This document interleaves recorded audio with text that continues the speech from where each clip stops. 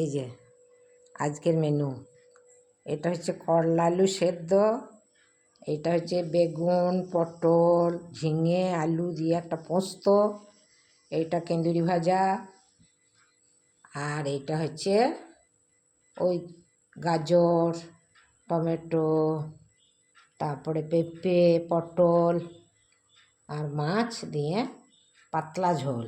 এখন আমাদের বর্ষাতে পেটের হবে বলে খুব হালকা ফুলকা রান্না, আমাদের এই ঘরোয়া রান্না, এর মধ্যে কোনো নেই, একদম সরল সাদাসিধে রান্না। আর এখানে এই যে এটা ভাত, এই ভাতটা, এটা ঝোল, এটা কেন্দুরি ভাজা, এটা পোস্ত, আর এটা হচ্ছে প্রথম পাতে করলা আলু সেদ্ধ।